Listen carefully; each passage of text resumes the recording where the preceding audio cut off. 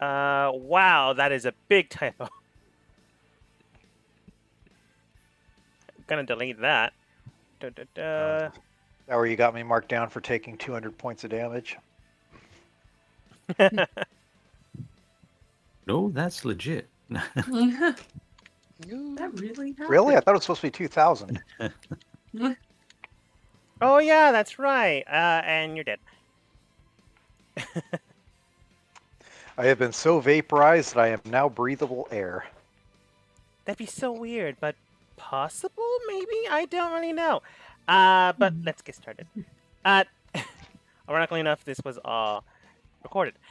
Anyways, as a team managed to deal with the situation at hand, taking on what appears to be a multitude of slime army, your team managed to take down a good amount of them. However, in order for you to do so, trying to help out, trying to be the heroes, or maybe just trying to absolve yourself from the harm you guys did underground, it's kind of hard to say. Probably neither, probably both. But your team basically busted down through this door. By busted, I mean, uh, in a makeshift way, you Let the guys. deep, let the deep gnomes open it for us. Yeah, in a makeshift way, your team managed to get the deep gnomes to bombard the door open, so you guys really didn't have to. Making it kind of their fault, but also kind of getting one killed, or at least very, very hurt. The other one that went to go I get did help. save him. You did save them, that's true, but that doesn't absolve you of the crimes you committed. I mean, you can still shoot someone and then save a puppy. I mean, the puppy's safe, thankfully, but you still shot someone.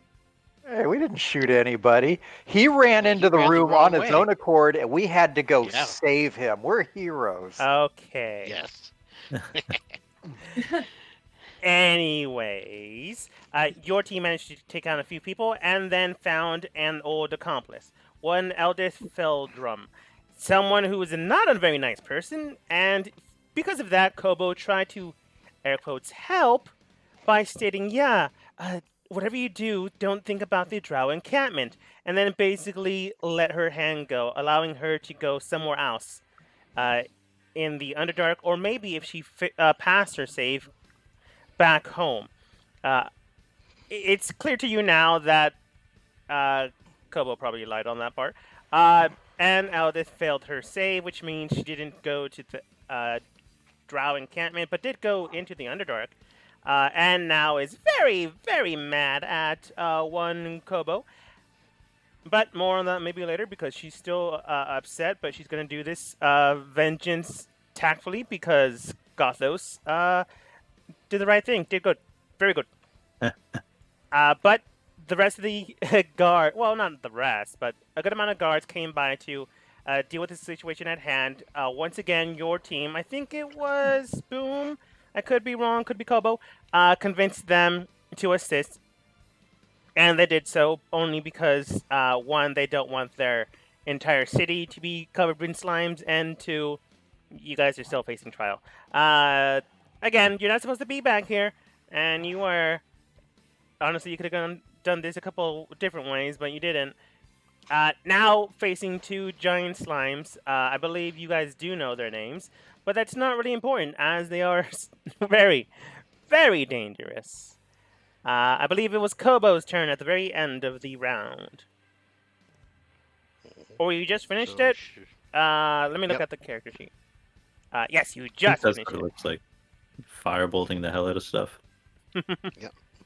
Fireball, fireball.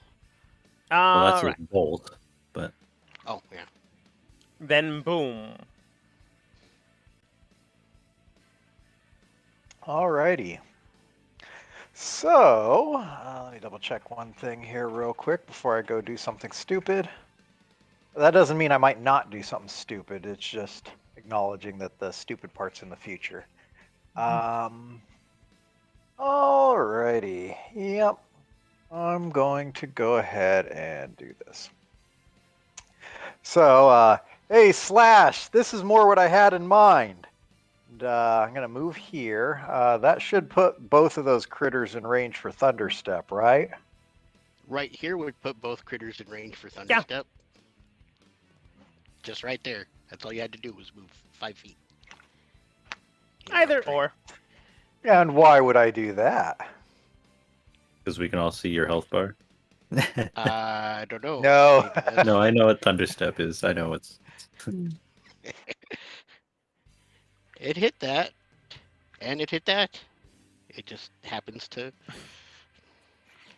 Yes, where you stand now, you can use Thunderstep and it affect both of them. Alrighty. Well, in that case, I am going to do that, and I think I am going to upcast it for better or worse. I think I can. So I'll go ahead and use a 4th level slot for that. All right. And make my escape. Sounds good. Guess I will plop to here. And I guess I'd better actually roll the spell. There it is. What level? Level 4. Submit. All And right. Constitution save to get halved. They have a decent con save, but not impossible. Both pass, unfortunately, so they get dealt half damage. Me and my big mouth. 13. As a team, as Boom manages to crack a coom out of the area, an electric jolt of sound and thunder bursts in and hits the two giant slimes. Thankfully enough, with a good amount of damage still, even if it's halved, but not the full extent, which is unfortunate. Boom. Anything else?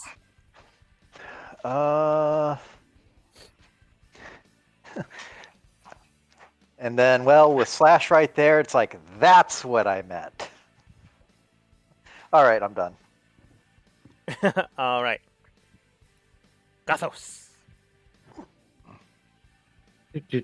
Sure wish I remembered how hard these things hit.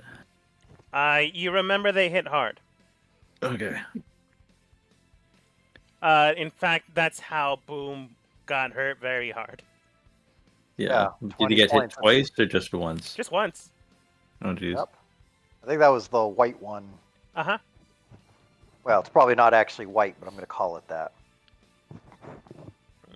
In the PDF, it's a white ooze.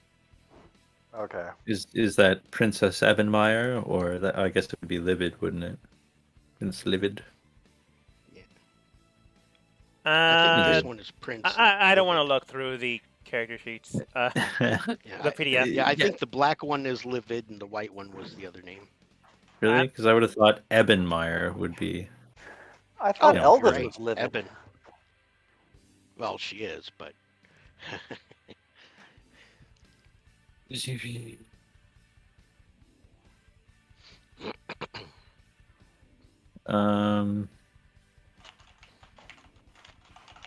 How is Elsdith doing? Is she hurt? From what you can tell, she is injured, but not so heavily that she can't protect herself.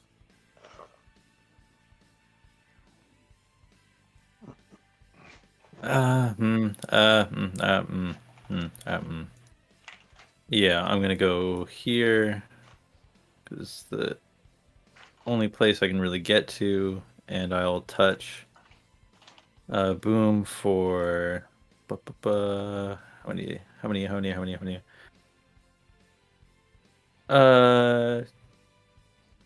Yeah, I'll give him 15 HP with my lay on hands. You said how much? 15.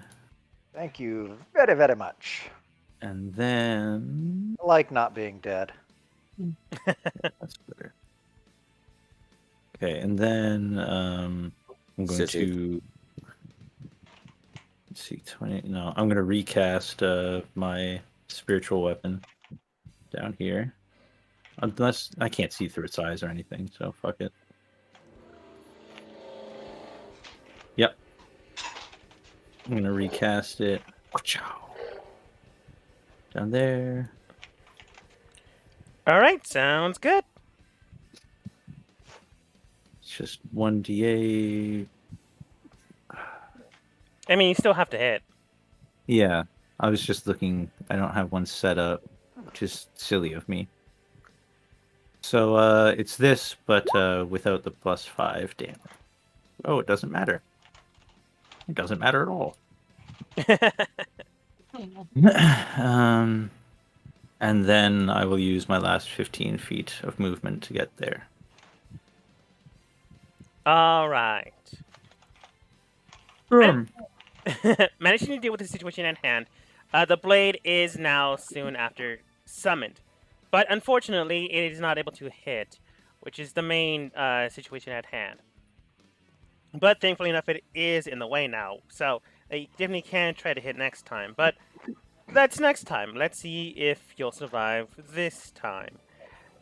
I'm only going to tell you I tried looking for the character sheets in the PDF. Could not find them. It's a good thing these aren't the oozes written as is in the book. And so I don't really need it, but at the exact same time, why doesn't it... you know what? I'm complaining too much. Anyways.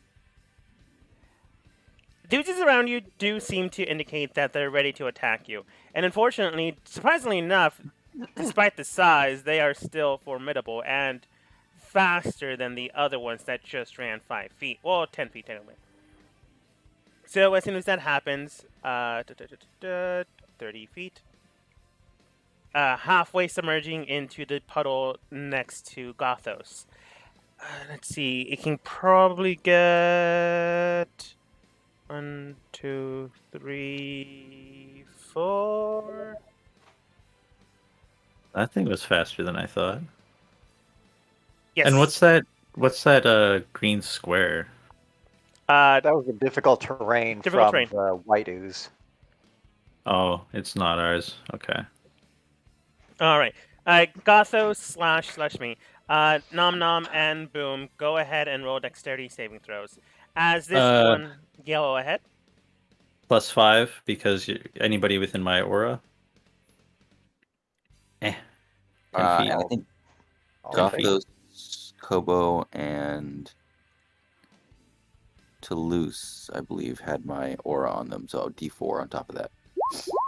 Natural If you- 20. That's +5. I think you're all right. +5 probably not going to help you that much. Yeah. All right. As the black ooze goes directly towards you, a gelatinous flow, like the white one, comes from the body and then just shoots out like a dart parasol. Man, I phrased that awkwardly. Like a cascading rain of ooze descends in a 15-foot cone between Nom Nom Boom / Gothos and the square just before that one gnome in Kobo. Thankfully enough, no one's there. But thankfully enough, Gothos does manage to succeed, and natural 20, so you take nothing. So Boom, you do succeed, but you take something, unfortunately. And Nom Nom with a 10, that is not gonna cut it. So a tidal... Lies! So I'm afraid a tidal wave of slime and ichor does soon follow after. Everyone that did not pass takes the total amount of 4d10 plus 5 acid damage. If you can negate some of that, you're more than welcome to. Everyone else take half except for Gothos, who takes the full extent. I'm already going to tell you slash failed. I rolled a 2, and even with a modifier, not going to succeed. did you mean Gothos takes none? Yes, that's what I said, didn't I? You said the takes the full amount. I was like, Oh, no. I meant except for Gothos, who takes none of the amount. But I think I Yeah. slurred it. My bad. So is this a round up or round down situation? Round up. So 15? Mm-hmm. Alrighty. All right. On Antidote's turn, man, they've already used magic. Like that playing card is no longer. No, they technically have only used it when Kobo saw. I'm pretty sure I saw it too. Oh yeah. And he like made it like it was he was like, I had to show you guys kind of deal. Yeah, I think they were covered by the slimes, but they were still between Toulouse, Kobo, and Eldeth. So I think those three know that Antidote can use magic. But you don't know how much, so... Nah, he's gonna come up. Oops, wrong tool. We're kind of in a dire situation here. I think you might want to use it. But Probably. And then back the hell away. You know what? No, you do make a good point.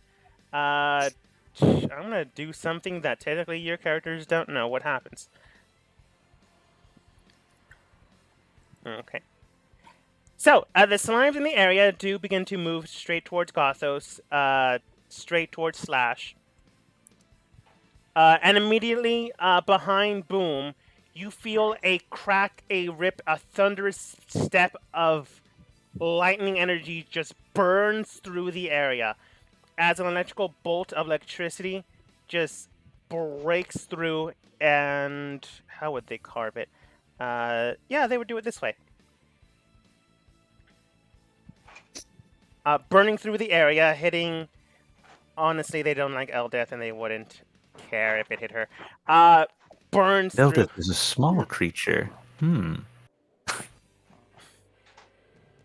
me look at her character sheet. She does have... Oh, yeah, she has advantage on dex saves. All right. Why am I trying to keep her alive? So I don't know. But You like she's it? a dwarf, so she actually counts as a medium creature, though. That's true. She has Fair bulk. That being the case, though, she succeeded on her save, and so did the other creatures, unfortunately.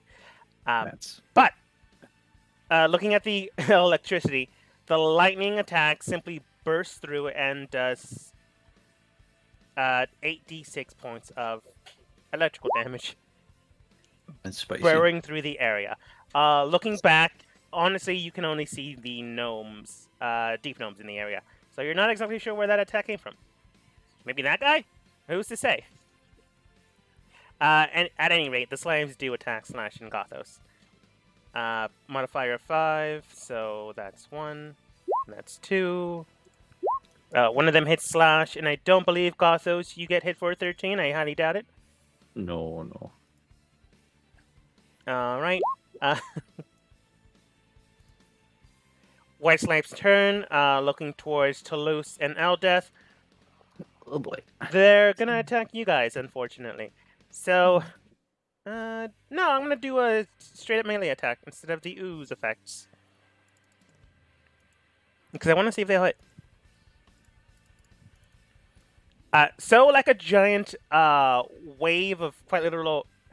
Have you ever seen those sticky hands? It's kind of like that. It just extends out and just plops directly towards Toulouse. And Eldeth, unfortunately, this thing can do a sweeping attack. So let's see if it hits any one of their ACs. I think it hits both of your ACs. Yeah, I do have uncanny dodge. That has, you can but have the that's damage. after the damage. Yeah.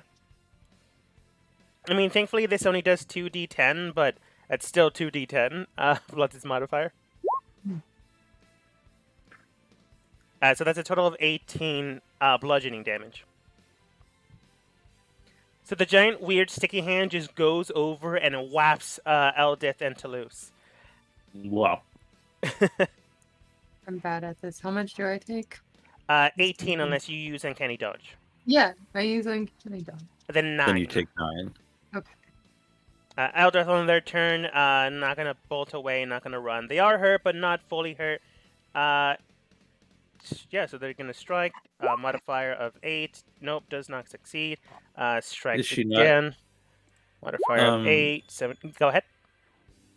I was just gonna wonder if are we flanking this creature? Do you not allow that? Nope. Okay. I think we went before this. No flanking. Yeah, you know me. I get it. I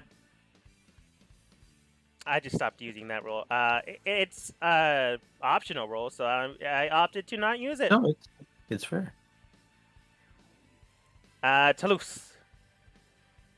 Um. So wait, so does that mean I can't do a sneak attack on it? You can. That's something else. You just need Okay, I wasn't sure. I was like, wait a minute. you just need a buddy that's 5 feet next to you. Oh, okay. I And don't know why that always confuses me. I always think flanking and the buddy thing is the same thing, so I apologize. yeah, it makes sense. I mean, you always use like a buddy that's over here, not usually an NPC that's like right there. Okay, I want to use my my ice sword. Yeah, that hits. Okay, great. That's awesome. I want to use my sneak attack damage too, so I gotta click that or else I'll forget. Gwyn hits for that.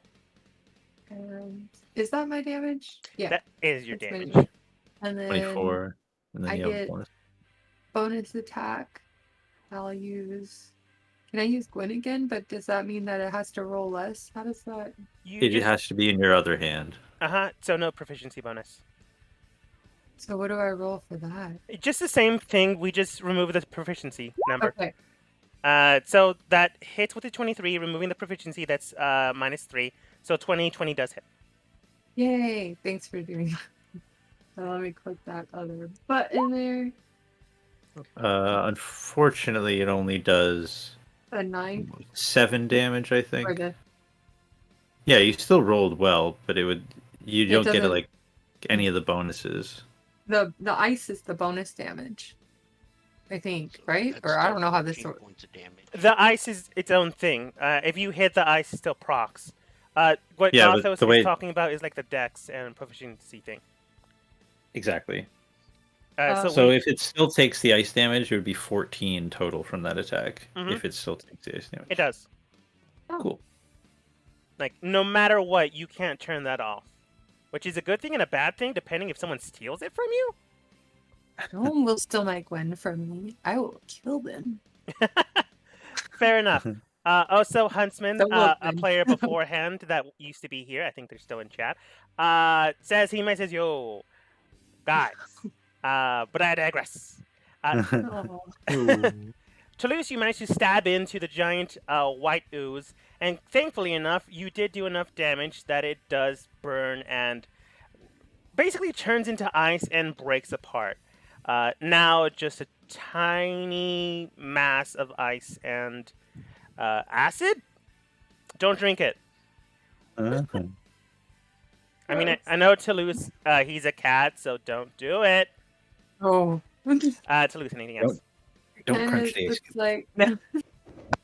That's it. That's all I can do. Okay. Huntsman also says tactics. Yes, yes. Nom nom. Oh, I miss tactics.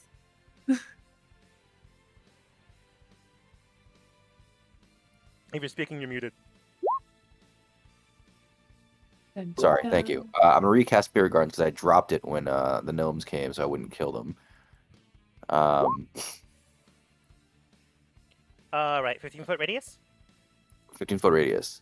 But basically, I'm gonna ignore everybody except for the oozes. Makes sense. All right. With a cone of spiritual energy, it bursts out, making sure that the things in and around are hit. Thankfully enough, you remove anyone that you consider an ally out of the equation, so just the enemies. It's when they start their turn, right? Not immediately when they enter the area? I believe when I cast it is the first. I could be wrong though.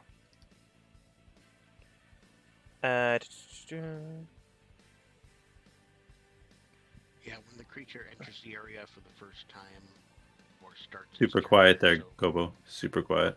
Yeah, it's whenever a creature starts in the area of effect or enters it.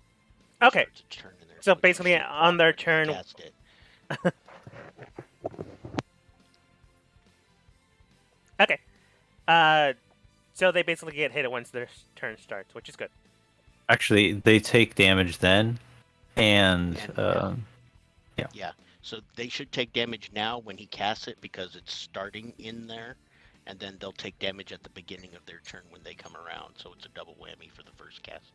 When a creature enters the think- area for the first time on a turn or starts its turn there. It's entering for the first time on a turn now, and then when its turn comes around, it will be starting its turn there. So that's twice, isn't it? No, entering the turn would mean that it has to move into that space. I think so. Yeah. I've had DMs interpret. I just had a game where another DM interpreted it like, if you shove them in there, that's the first time on a turn they take the damage. But you can interpret it however you want. Creature enters the 'Cause area it for the says first time on a not turn. their turn. So according to Matthew Mercer on Twitter, it does not do deal damage when it's cast. I don't know who Matthew Mercer is, but that's the He's first the guy thing that that came up. runs critical. He's a popular DM. I'm pretty sure they're joking. We don't know. That's fair. Anything from Jeremy Crawford? Yeah. Jeremy Crawford and Chris Evans, who I listen to. Oh, Betty But Crawford. I don't know. I love their meals. Uh-huh. Okay. Betty Crocker? That's what I meant. But I couldn't think of the name. But unfortunately, and fortunately, it's not so broken as everyone wants it to be. For me, it's still gonna hit. Don't get me wrong. Nope, it's all good. All right. Nom anything else? You So still have the frying that was pan. my action, so I don't think I can do anything else. Other than move my frying pan. It only goes, what, 20 feet, I think, though? I think so. It's 1, 2, 3, 4. Oh, perfect. So could it still attack if it gets there? I believe so. All right.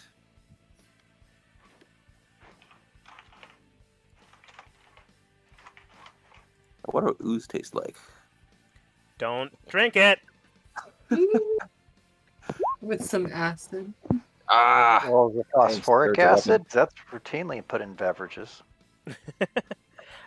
Getting the frying pan into the area and whacking it in the air. It does sink into the flesh-ish of the slime, but it does not do anything, and it just, like, slurps back out. Very gross to hear.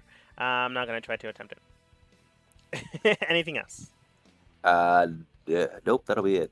If I took one step back here, yeah, that's not gonna affect the big guy. Okay, I'll stay there.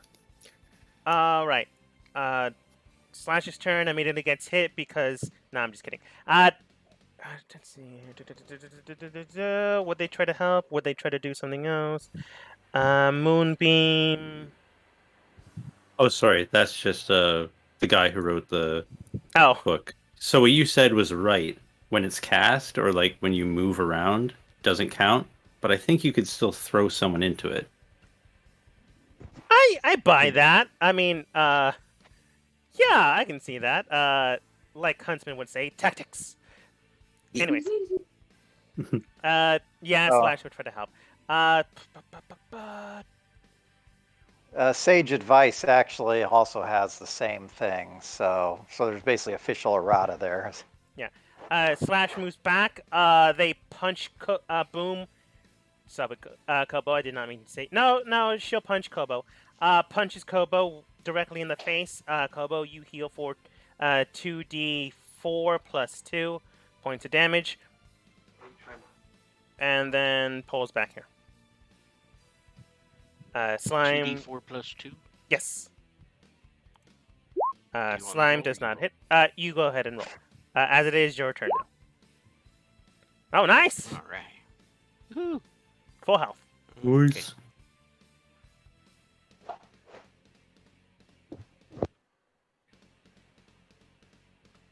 Okay.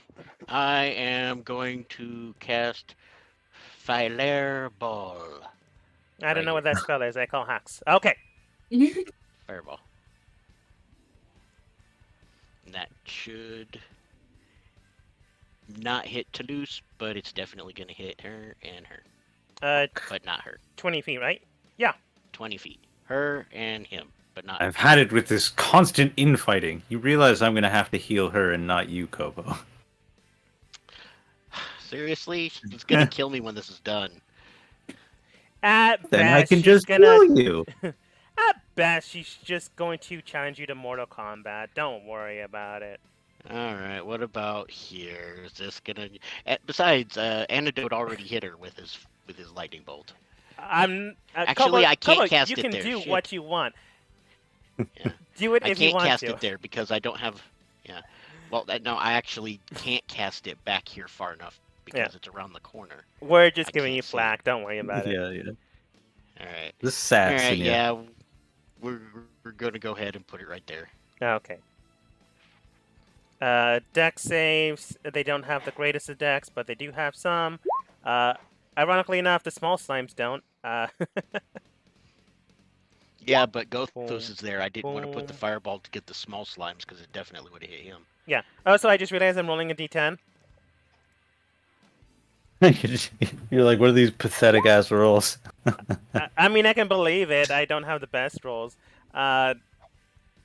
Boom. With a modifier, spell save DC is 17, I think. Yeah. I don't think anyone except for the... Oh, wait, I forgot. One of them's already dead. Oh, that's right. You don't even need to hit both of them. Yeah. Yeah, so no one passes. So Eldith and the black slime do get hit. So a massive fireball burns into the area for the total amount of damage. Thankfully enough, the slime has been hurt heavily, but not enough to kill it outright. But you can tell that it's on the cusp of being taken down. However, at this point, Eldith has been hit a couple times with the giant slimes, and a couple of fireballs, and like a thunderbolt. Yeah, so she's just down. Not dead unless you decide to go for the coup de grace, Toulouse, if you want to.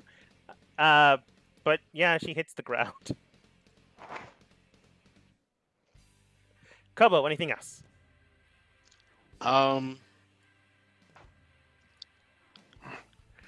I'm going to bonus action burn the rest of my sorcery points for conversion. We're good. All right. Sounds This good. thing is really hurt though, right? Yes. Heavily. Okay. Thankfully enough, due to the first fireball, the second fireball, the lightning bolt, and a couple of slashes from Boom, Toulouse. Ironically enough, Slash. I really should change her name. Nom Nom, and Gothos a couple of times. Oh yeah. It's definitely hurting. Boom. What's going on with the two smaller slimes around Gothos? From what you can tell, the two smaller slimes attacking Gothos are just attacking Gothos. They aren't instinctively like going for other slimes, just for other things around them. But I mean, are they damaged? Nope. Not really, because I think the last time you guys tried to attack them, you guys missed. I know one of them I thought I was attacking before I left the tunnel. Let me look at my character sheets. One of them is hurt a little bit, but the other one is still fresh. Well, I guess given the circumstances, well, first I'm going to go ahead and proc Blade Song because I don't think I actually did that this fight. It might have helped. Actually, not as much as you might think. Thought it gave you a saving throw bonus. It Never gave know. me advantage, but unless I managed to roll a nat 20 on the other one, I would have basically just taken the half damage anyway. That's true. So, not exactly a huge concern in that regard. So, anyway, but I'm going to go ahead then and if I move here, I can hit the thing, right? Or the big black ooze. Yes. You mean All right right. on top of me? I mean, Well, I prefer to take right next to you. I'm not one for trample. like you can run into Gothos' square and slash. You just can't have to end your move turn out. at their square. Yeah. All right. So there we go. I'm not stepping on Gothos. At least not completely. You do the like Okay. acrobatics thing. You jump off my Captain America shield, and I. Well, I do get advantage on those checks. At least with Blade Song running. All right, well, I'm going to go ahead and try and hit this thing with Booming Blade. So let's go ahead and roll the rapier. Sounds good. Oh, clicking the wrong entry. Round 2, there we go. Round 2 does hit. Okay, and that should be good for also. So, oh yeah, let me actually roll the damage. And on top of that whopping 7 points, there should be another D8, I want to say. Whoa, jeez. Breaking out the big guns like that, the thing will be dead in no time. All right, I'm going to go ahead and roll the other. You could not get any worse than that. You couldn't get your everything from there's up. Well, we'll see, because my next attack doesn't get the benefit of the Booming Blade. So I'll go ahead and and you get a potentially 1 and a 1, so. Hey, well, you hit. Yeah, you hit. Oh, you did better. You did better. All right. A 3's better than a 1, yeah. Okay. Boom. How do you want to finish this thing off? It only had 10 health left. Ooh. Oh, I killed it? Yeah. Nice. Oh. All right. Well, I guess after cursing my horrendous Booming Blade attack, I go ahead and poke it one more time, just in the hopes that I'll pop it with the Booming Blade, which I'm sure doesn't work.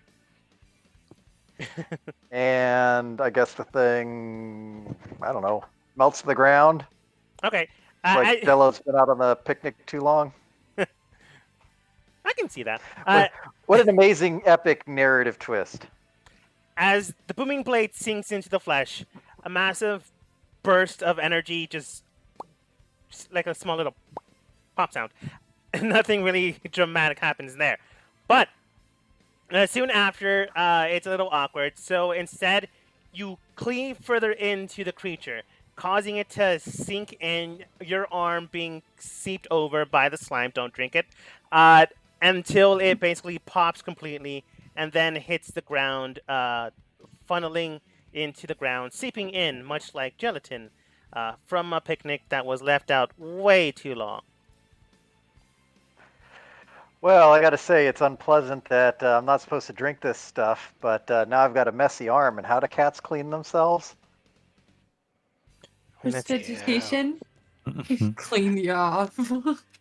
All right. Well, I am going to go ahead and back up for better or worse. Yeah, I'll go ahead and move back to here. Sounds good. Let's see here. The only real enemies are the small guys. Boom. Anything else? Nope, that'll do it. Okay, Gothos. Yeah, I'll get rid of these little guys. Cha. Natural 20. Unfortunately, that does hit. Yeah. I don't even think I've... If it's dice, roll it twice. I might as well totally overkill this thing just for fun. I'm going to smite it as well. Yes, I can. Just because I want you guys to see big damage. Okay. And because I smite and I'm doing it, so this is right, I do it twice. Yes. Because it's dice. So I did, I think it's dead. Are you trying to say that smite makes right? As you managed to slash in bottom one or top right one? Yeah, the one that's closest to the group. I want to like backhand it. Yeah. I want this thing to fucking explode. Rather than your blade, you just backhand this creature while on top of a giant drider spider. I forget what it actually is. Just backhanded with Steeder, with Divine Smite backhand. Basically oozing it into the pool until it completely disintegrates inside.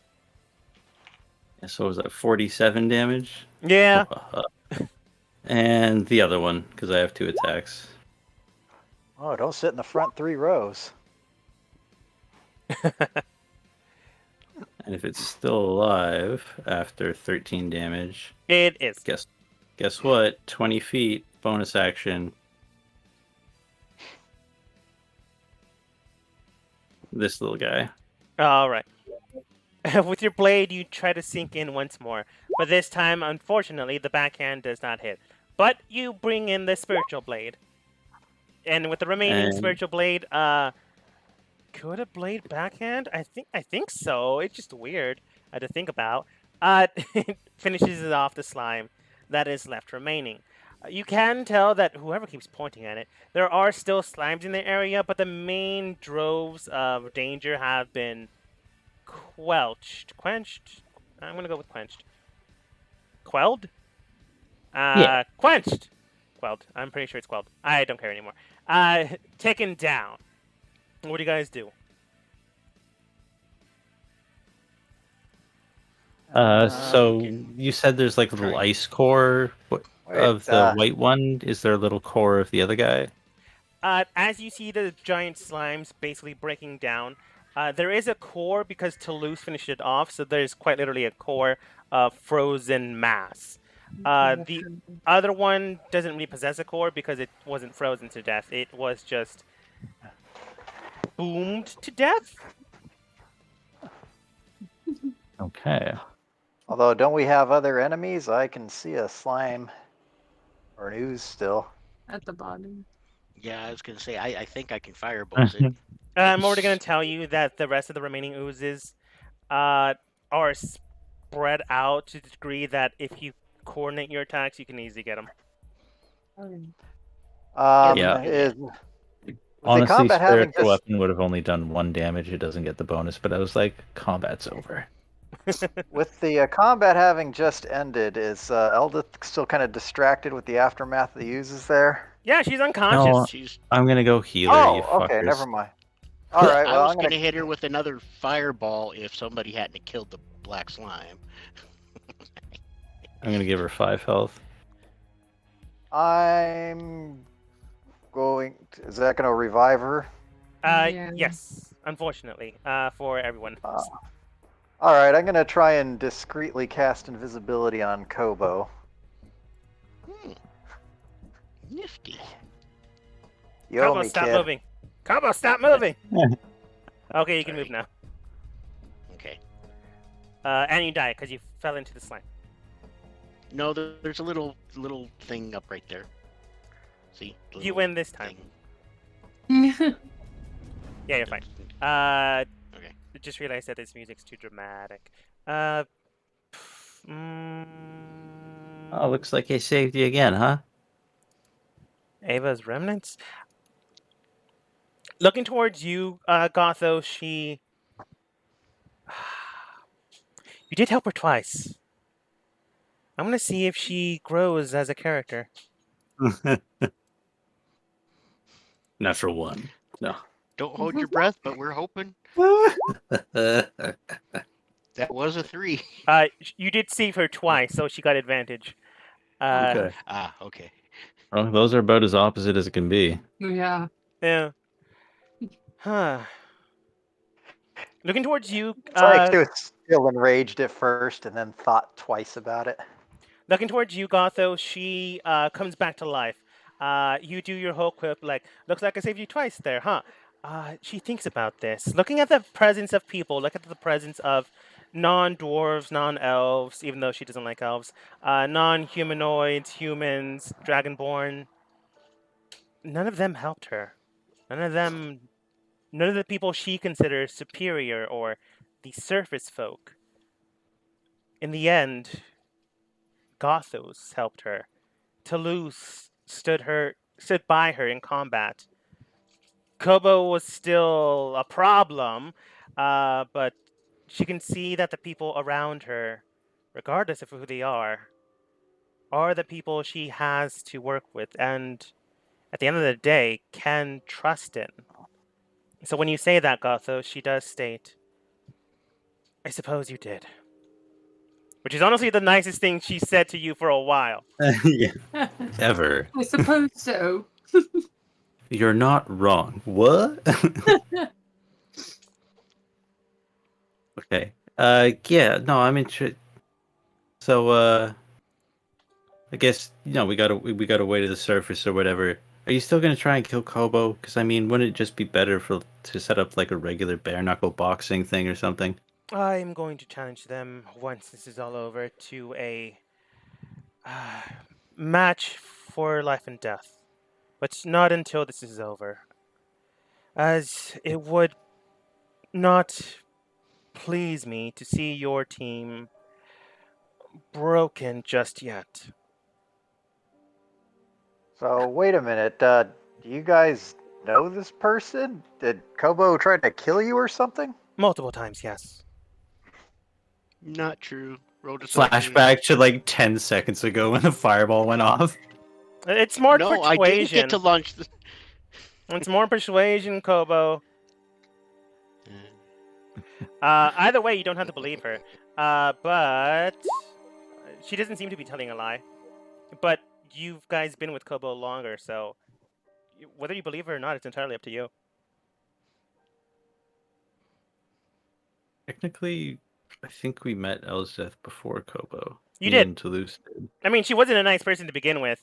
No. No, I I trust never Kobo. really cared for her. Kobo had reasons. Let's just put it that way. Either way, she has grown as a person, but again, like the stance I made beforehand, you can shoot someone and save a puppy, but you still shot someone. Yeah, listen, the little guy's, he's scared or whatever. Yeah. And he explodes things when he's frightened. We all have our foibles. What's all this about this little ice cube over here that I see? I'm interested in that. As you begin to examine the ice cube as well as the other slime sloshing through, don't eat it. Let's see here. Treasure. I know I saw it here somewhere. I'm going to use prestidigitation to clean up my arm. And my rapier, for that matter. It's just Okay. covered in acid. As you begin to look around and look through the area, let's see here. As you begin to clean the black ooze, I'm going to say, boom, you do that, because you're already kind of doing it. Yeah, can we all get a wipe down? Yeah. When Prince Ebenmeyer dies, the Black Pudding disgorges a pair of spellbooks with covers made from troglodytide and pages made from trilmec fungus. The covers and pages are coated with magical varnish that renders them immune to acid damage, which is likely how they were preserved, protecting them from the pudding's disintegrating juices, which unfortunately they did not get to use to their greatest extent. The varnish also protects against water damage, so you can wet them if you want. Oh, we just lost our wizard. Sorry. The Deep Gnome Archmage named Lesla Carwell authored both spellbooks. The wizard spells contained in each book are listed below. Feel free to swap out any spells that. Why are you telling me this, PDF? Are you telling us this? We can't read them. Sorry. Well, we got somebody who can. So yeah, don't we have a blade singer? Yeah. The first book is titled Underline Magic. Contains the following spells. The first level spell Alarm, Color Spray, Comprehend Mag. I'm just gonna copy and paste this. Why am I reading this to you? Oh, because the PDF doesn't allow me to copy and paste. That's why. Serious? Just fucking screenshot it. Yeah.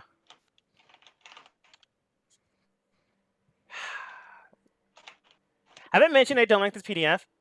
Uh-huh. A little bit. I feel bad because I was the one who was like, let's do this one. And everyone was like, okay. Like, all right. And you're like, I hate it. Here's the first spell book. The spell book is titled Underland Magic. The second spell book, titled Magic from Beyond the Mirror, contains the following spells. I'm just going to screenshot this too because I don't want to do this again.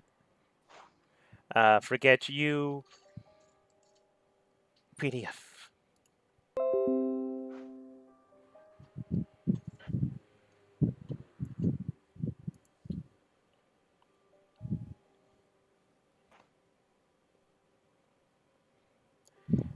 Alrighty.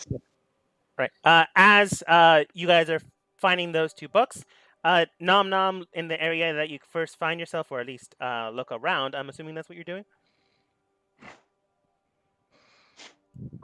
Yes, I've got my spirit guardians around me, so I'm feeling pretty bold. Yeah.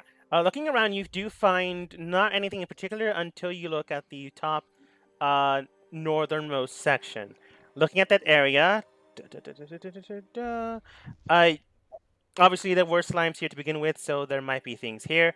Looking at them, you can tell that there is a strange golden scepter, what appears to be some satchels and bags, which means something or someone was here prior beforehand, but those themselves don't look magical, or at least non-acid damaged.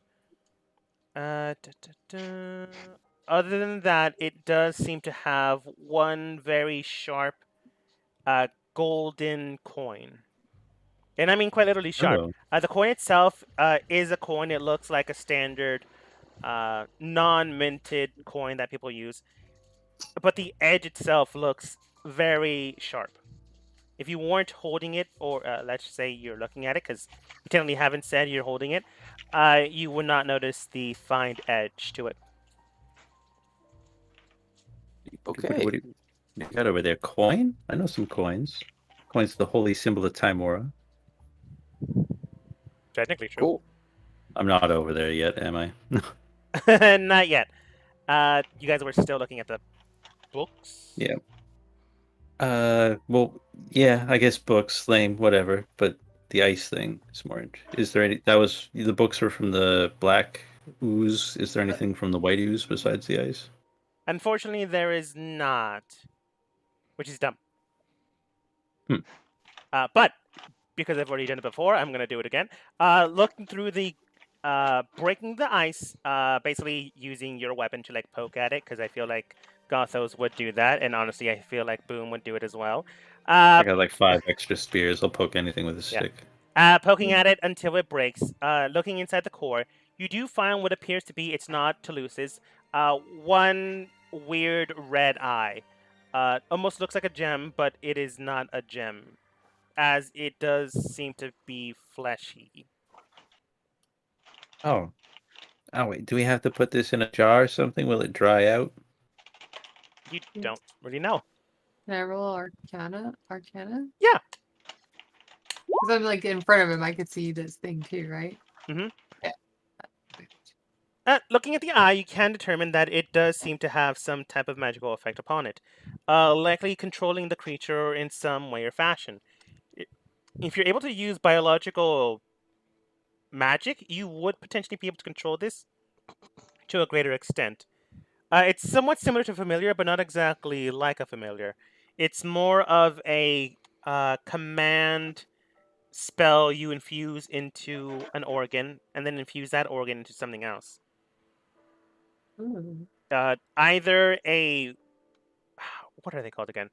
Artificer or druid might be able to understand this a little bit better. Relay that to Gothos, and that's really gross. It's like I just imagine that's somebody's eye now. Yeah, that's definitely weird. What's our healer's name? I forget. Antidote?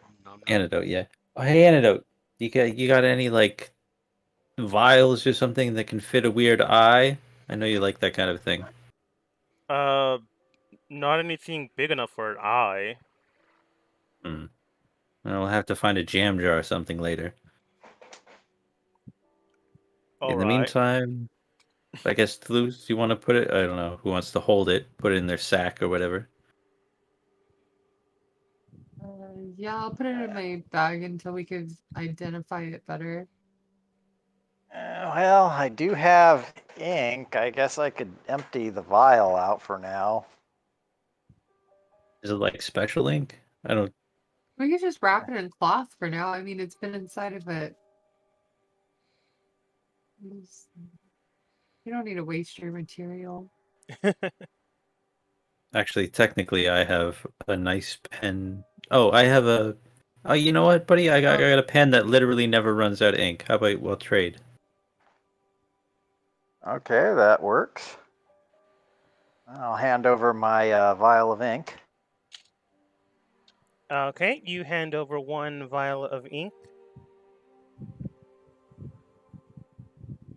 What do you do with it? I guess dump it out. Maybe swish a little water around in there, Oh, so it's actually, not like... let me take care of that part. I'm going to go ahead and take back the vial, use prestidigitation to clean out the ink so the bottle's not all filthy with ink, and hand it back. Okay, I'll take the weird eye then. They traded my pen for it. Okay. And Okay. also 5 pieces of paper. There you go. Trading the right, weird thank ink pen thing. And 5 pieces of paper. I don't know why exactly 5. I don't know, man. You're the one who told it. I thought you were keeping some. Anyways, looking at the information you find before you, you can determine that the eye is able to fit inside. So after a weird scooping with your blade, you are able to put it inside without too much issue. If you want to like grab it with your hand, you can if you really want to. Like only if you want to though. I mean, I've got like not quite gauntlets, but heavy gloves on, I assume, because splint mail. Yeah, that's true. But yeah, I was or if really someone... concerned about that. I can try picking it up too. I could use Mage Hand. Yeah, I was just gonna say I have, I have Mage Hand too. Okay. You guys have a slap fight over who's going to use Mage Hand with your invisible hands, and then Goth also use like a spoon-shaped rock. Well, I suspect I just have the garden variety Mage Hand. I'm going to guess your Mage Hand's better, right? Mine's an arcane trickster one. It's invisible. Yeah, we'll let you do that. So it's just all the disembodied floating eyeball. It's the world's smallest beholder. Well, and I have an eyeball of my own that just floats around me. Yeah. Mm-hmm. That's also why I said It's it's the not theme. yours. It's like my monster eyeball. But mine was already... This is gross, because this was like somebody's organ that got infused with the spell. Yeah. It's not pretty, I'll tell you that much. Hey, somebody's organ. I thought this was an eye. Yeah. I should just like hang it from one of the fangs of my dragon halo thing. Just become more and more disturbing. But and then just somebody... do more and more wholesome acts. Nonetheless, though, your team is able to take care of things without too much of an issue, which is good. But other than that, you really don't find anything else. Unfortunately, the PDF only gives you so much, so I'm just gonna give you some free things they thought are cool. Sorry, might I have a look at those spell books? Yeah, the fancy coin. Yeah, I didn't quite get all the items. I couldn't quite catch all the items. One golden scepter, one right, sharp coin, 2 spell books. One of them titled. Where is the first title? One of them titled. I thought the spell books were from inside the black slime. Yeah. Okay. Ow. Cool. I literally just had your titles. All the treasure together. Nah, it doesn't matter. One of them's like Spells of the Underdark, and the other one's titled Better Spells of the Underdark.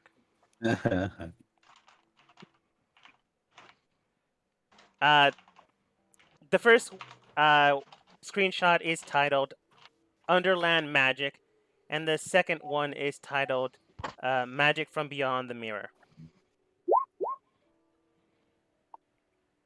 Magic from Beyond the Mirror, you said? Yes.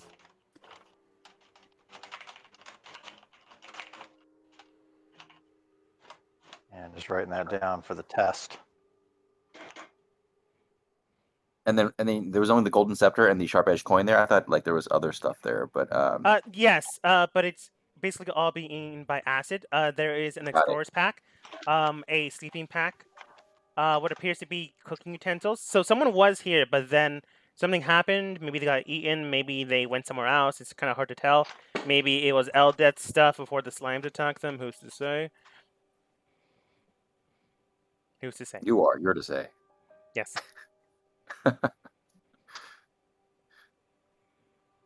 Yeah, it was probably her stuff. Anyways, the deep gnomes do look towards the team, since the team is no longer technically fighting anything too dangerous, at least just yet. And simply enough, they do go. Yeah, okay. First of all, thanks. We really need to take care of those guys to begin with. Also, you guys are in a lot of trouble. You're not supposed to be back here, and it turns out you guys forced someone to run out of the area, and then basically got them almost killed. Yeah, you have a lot of explaining to do.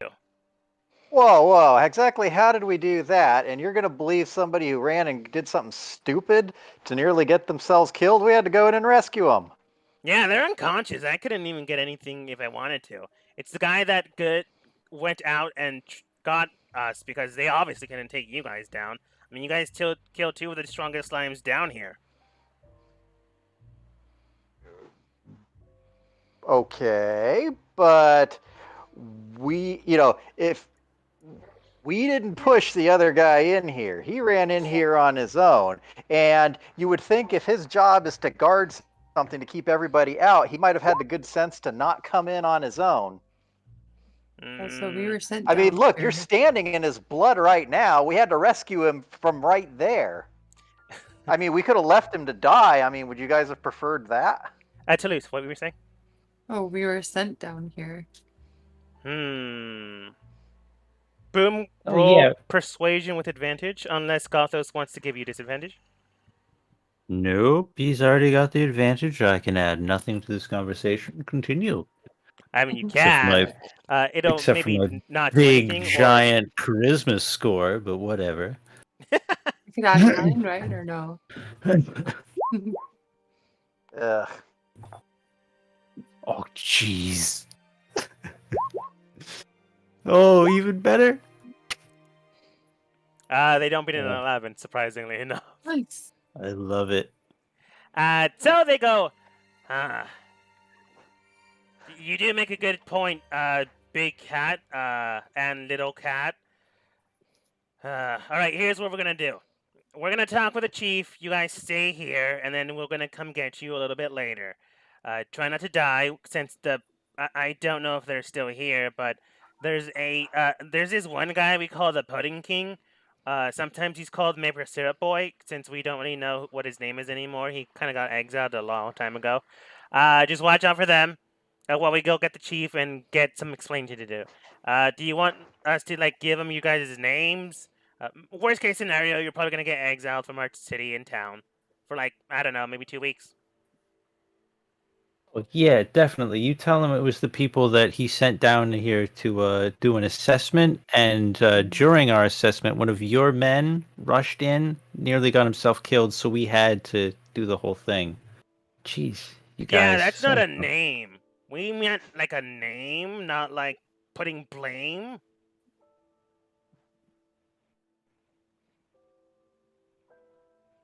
Putting blame. Wow, there's a pun in that. I didn't even can't think even about remember if I gave Chiefs and Darbo our names. We're just the group he sent down here. You guys did introduce yourselves, but I don't think anyone used their real names or avoided using it. I know Kobo tried, or was it Gothos? I forget which one. Oh, he wanted us to put our names down on a contract, or somebody did. I didn't like that. I think we eventually did, though. No, that was the other guy. Yeah. That was the other leader. That was his wife. The merchant. Yeah. The merchant also did that too. But I don't think Chief Darbo technically has your name. So if you want to just not give him your name, I'll just give it a description, and that's good enough technically. I mean, yeah, I don't think there's going to be any way that there's another group consisting of a few tabaxi and me looking like this. Looking like what? You just look like, I think you're disguised. Like some guy, short, red hood.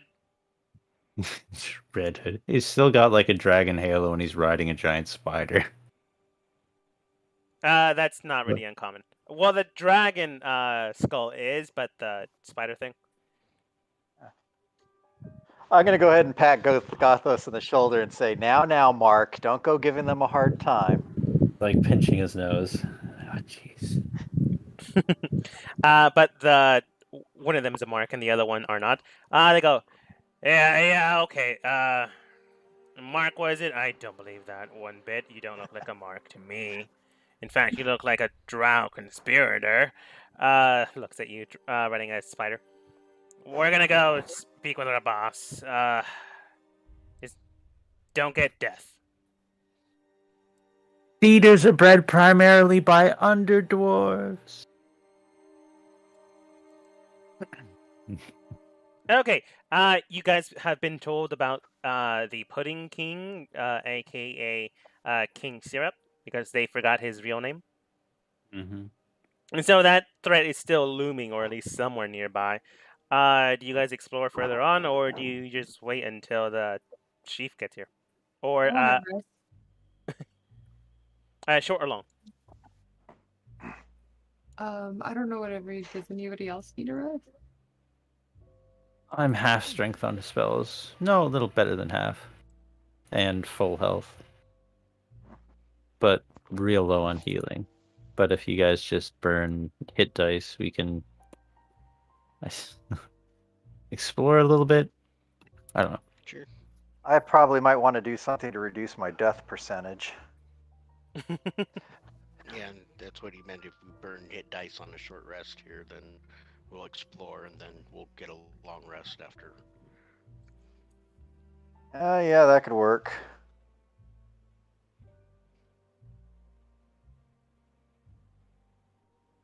Yeah, let's see. How many if of we're these taking things a do short rest, I have a music box.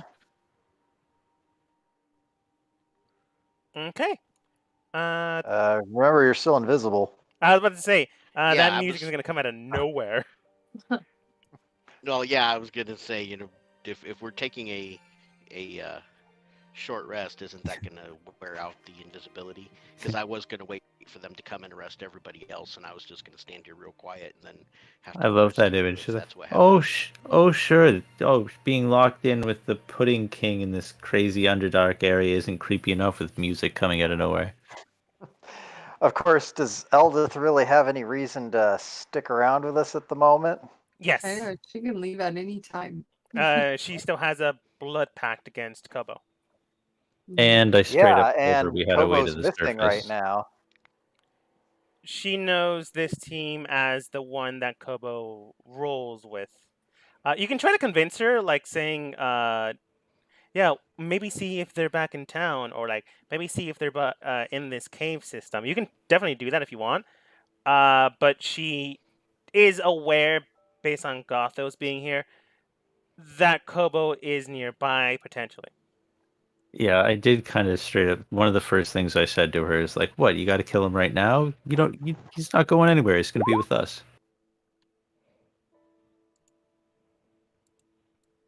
Yeah, but you can try. So, as a team begins to short rest, making sure that they're fine, safe, etc., etc., your team is able to eventually figure out that there's like this weird music box in the background for some reason. Maybe it's one of the Everybody except Boom and Eldith recognize the tune. I've used it before. yeah. You guys do recognize the music if it's not creepy because it's coming out of nowhere, but you do recognize it, which is a good thing. That means that if you spend like 3 hit dice, you actually get to roll 4 times because you get 1 extra. True. It doesn't count against using it. Oh. Just for anybody who didn't know how it worked. Well, I did not. So I guess I will do. Wow, that was a good one to roll. Mm-hmm. All right.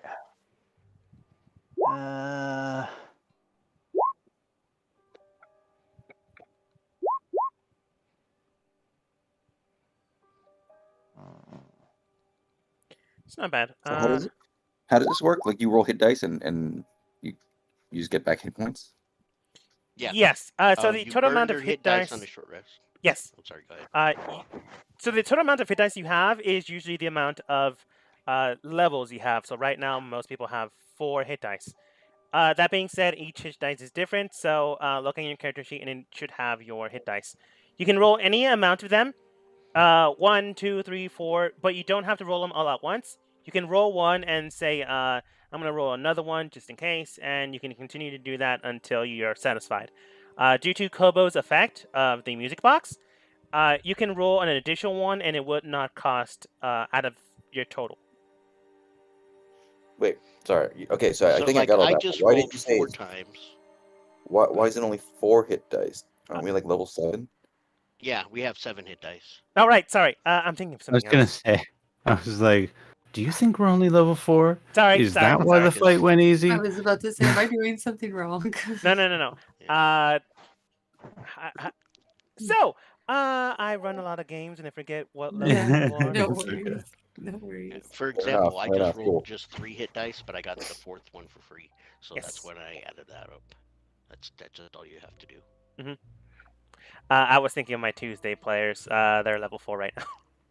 And your hit dice, the dice that you roll, like D10, D8, D6, is the one that you use to level up. Right. So for clerics, it's a D8. So it gets a bit tricky if you multi-class because some of your hit dice may be at one die size and then the others might be for another. True. One of the many reasons that multiclassing is weird and complicated. But fun. Hmm. Yep, I've gotten plenty of mileage out of my one-level sorcerer dips. Yeah, apparently Pally goes really well with Warlock, I think, because you can recharge spells on a short rest. Use them for smite. Actually, Sorcerer Warlock would actually be pretty cool because you burn your Warlock spells for sorcery points, and then you buy Sorcerer spells with those sorcery points, and then you just take a short rest and get your Warlock spells back. So you just do a constant regen. Yeah, but you lose the access to the higher level spells. Mm-hmm. Doesn't matter so much for Pally. He's never going to get the high level spells. But Pally, you know how you're so, as you said, so frugal with your spell slots? You can go ahead and burn Warlock spell slots on smites and then get them back on a short rest. Oh, I know. No, but I want to get to, if we ever get to level 20, I want the capstone. Oh. Well, my capstone's at level 14. Everything else is just kind of so. Yeah. Anyway, we're all healed up. Are we going to do a little exploring? Gear. So what are we doing with the spell books? I don't know. Hold on to them. I mean, can anyone read them? That's not my character. Yeah, can anybody read them? Yeah, I'm interested in trying. Yeah. They are written in Undercommon because that makes sense because they were written down here. So if anyone can read Undercommon, you can definitely read them. You just don't really know if you can use them. Yeah, I can it's read like all languages, but I'm an arcane trickster. I don't know if I can. I don't think I can read or anything. I would think it's like being able to read like all the terms in a mathematical formula, but it doesn't necessarily mean it makes sense. Mm-hmm. Being a sorcerer, I can't learn spells out of a spell book. Being a wizard, you can.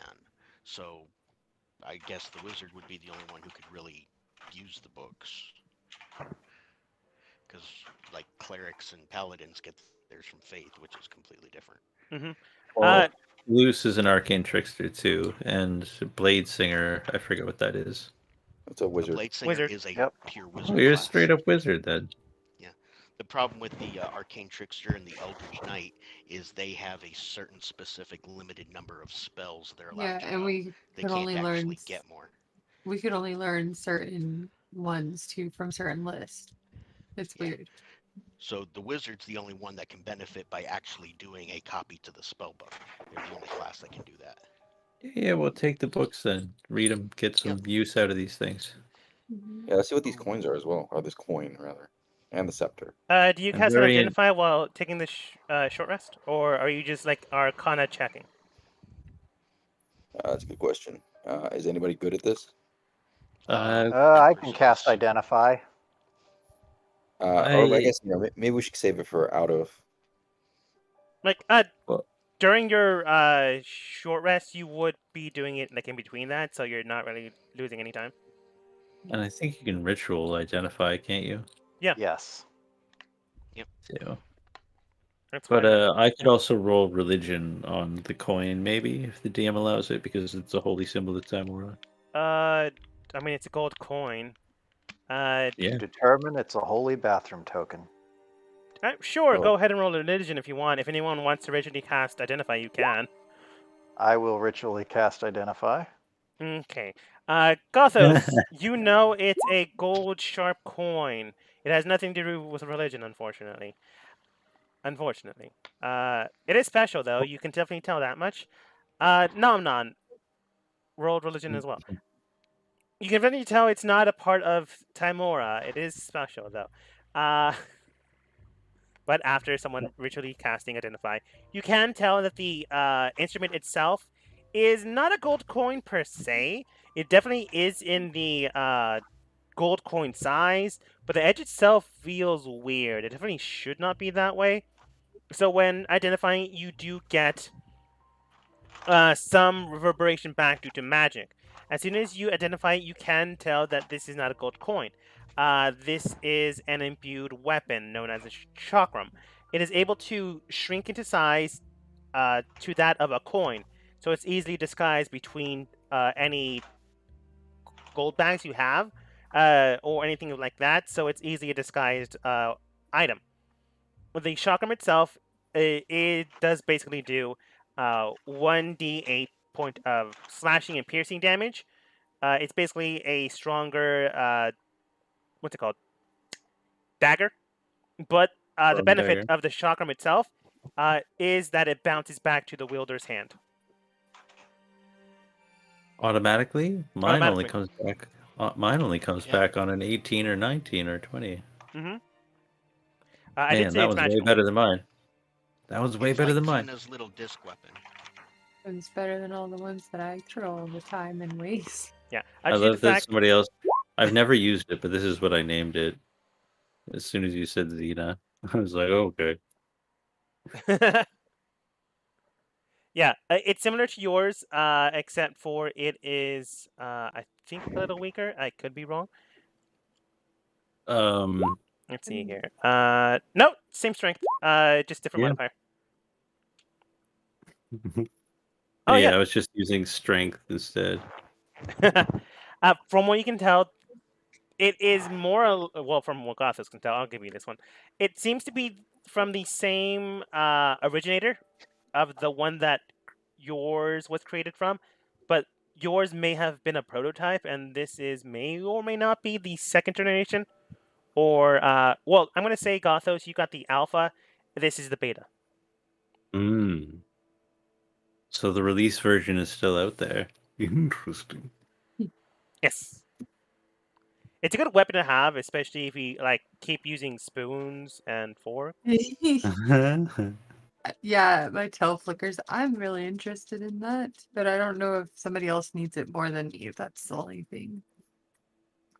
Yeah, I feel like I wouldn't use it so much because I'm more of a slashy guy, but thematically, I want the coin.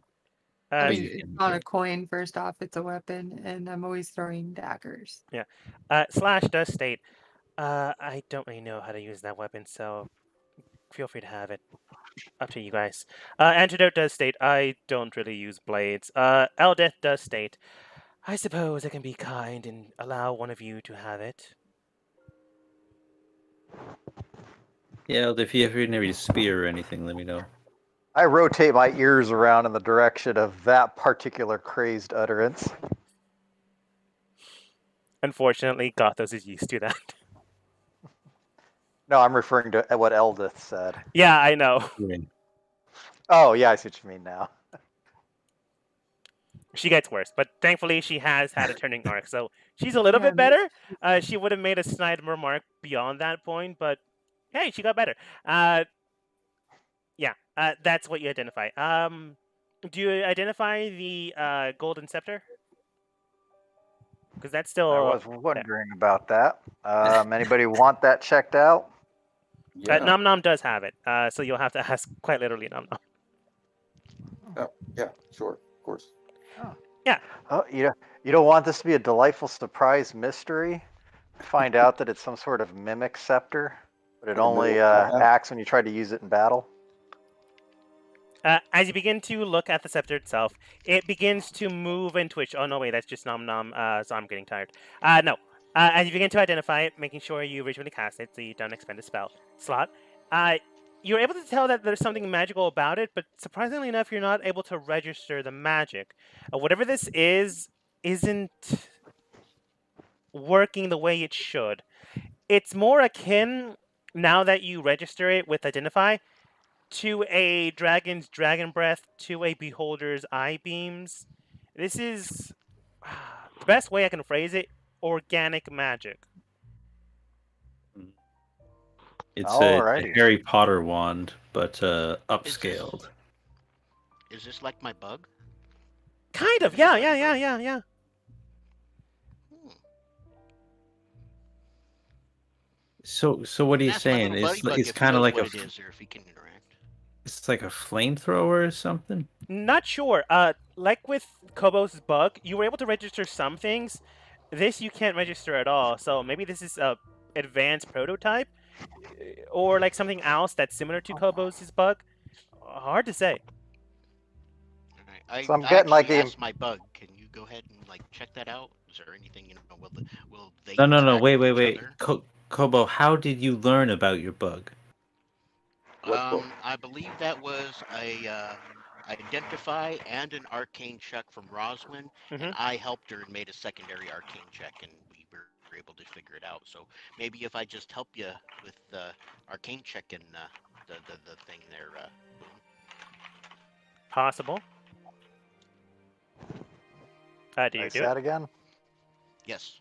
Uh, Roll Arcana check with advantage because you're the wizard and I'm just helping, but I have Arcana skill. Oh, you sure Basically- yours isn't higher? Unfortunately, it'll have to be you because Kobo is not magically trained. Just can use magic.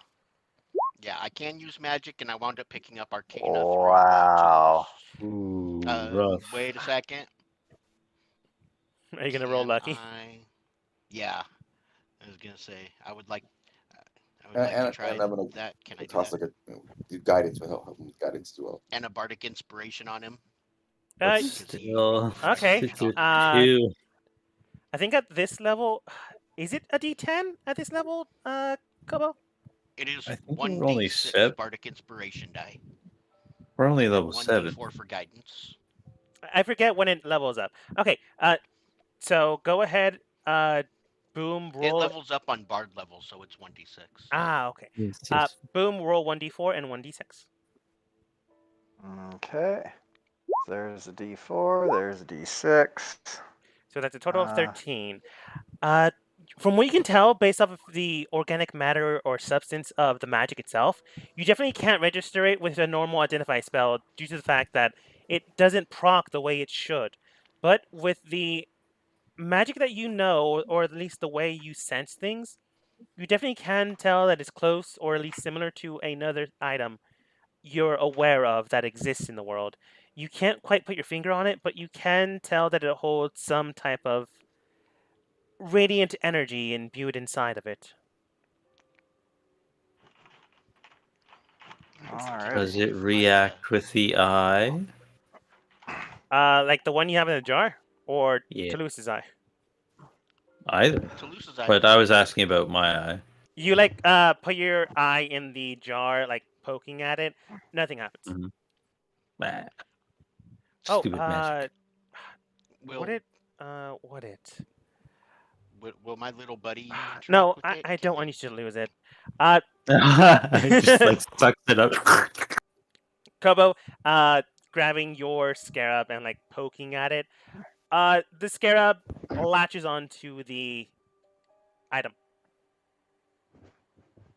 and then Now, integrates since I've been- into the item itself.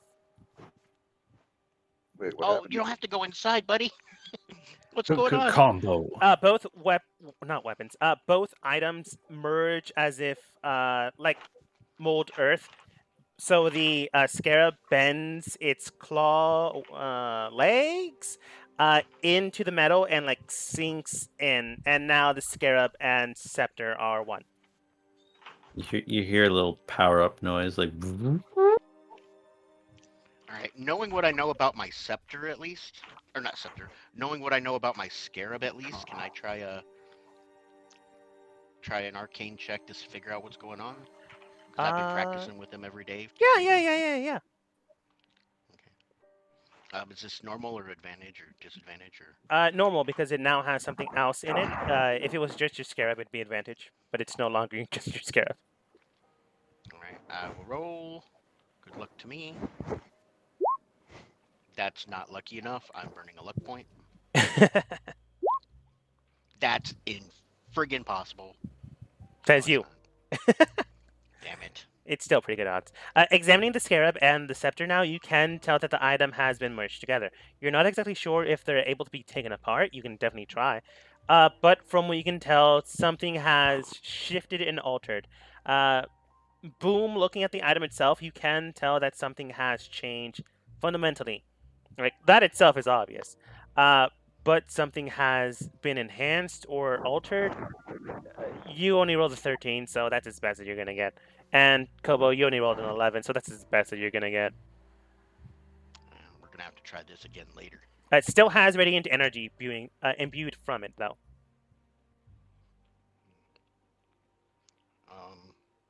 Nom Nom? Yes? Mind if I carry that, or are you going to take I can my barely bug hear away? you. Do you mind if I carry that, or are you going to take my bug away? Says the person that gave away the bug. I didn't give away the bug. I was trying to see if the bug would interact with it because they're that same organic magic. Same difference.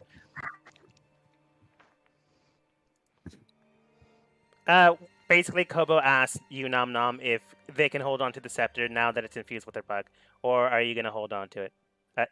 / take the bug away. I guess you can hold on to it for now. Sure. I mean, I usually have a bunch of stuff I can do anyway, so sure, you can hold on to it for now. Doesn't your bug know simple commands? Yeah, my bug could like come to me and run and check stuff and latch onto my arm, and he could green flame blade my fist. Maybe you should try telling it to like separate or something. Oh yeah. Oh, during the short rest, I'm using arcane recovery to recover spell slot. Mm-hmm. The longest short rest ever. Yeah. I will go ahead and try. Hey, buddy, separate. The bug separates easily from the wand. Thank you, Toulouse. I honestly said this before all this started. I am surprised no one listened. The bug separates and immediately jumps over and latches onto Kobo's arm again. It separates. I mean, geez, all you guys ever do is cast Fireball anyway.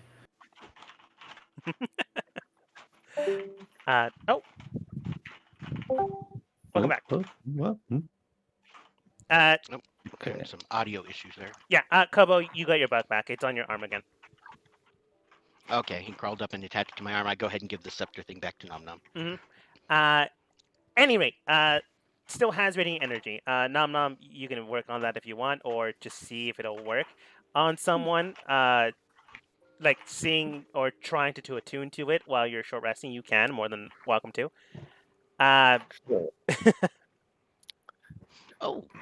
When it latched on, the bug, my scarab, crawled on top of it and put its legs inside, right? Yes. And now my little buddy's back on my arm, and he's attached to my arm. Mm-hmm. Can I try just one more thing, Nom Nom?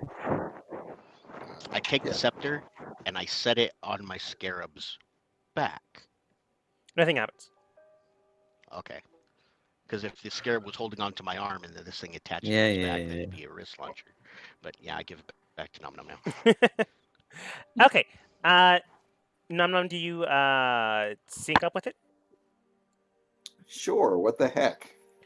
As you finally attune to the item itself, ironically enough, this one doesn't roll the same way Kobo Scarab does. They are able to integrate together, but you're able to identify it after quite literally synchronizing with the item, much like other magical weapons. Thankfully enough, this isn't cursed, so you didn't accidentally curse yourself, but you'd have done something interesting. As you attune to it, you then feel a radiant energy burst into your very being. I'm not talking about like magic was cast on you. I'm quite literally telling you that radiant energy just bursts into your flesh, into your cells, and is staying there. What you have now is a charge of health. While you have a charge of health within your body, you can expend it at any point in time you desire to. It is considered a free action to use. It restores 1d8 dice of health back to the wielder and holder of scepter. The scepter wielder can distribute these points to up to 3 individuals per day. Recharge every long rest. So I can heal 3 people of 1d8. You can store health energy into people is the best way I can honestly describe it. Basically, it's a delayed lay on hands. But So it might as well be temporary hit points, right? Like that just don't go away. Sort of. Like he has to roll for it every day, and then those are the points that are stored in the staff. Yeah, so you've got 1d8 of hit points, you roll it, and then you can distribute them as you like amongst 3 creatures. Oh. That's true and also untrue. The dice is held, or at least the dice you can use at any point in time you desire to. So take, for example, if you basically get so hurt you go down to 0, you can roll the dice. Or say you get so hurt that you feel like another blow might kill you, you can roll the dice.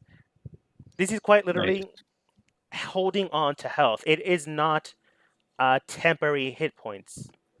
Okay.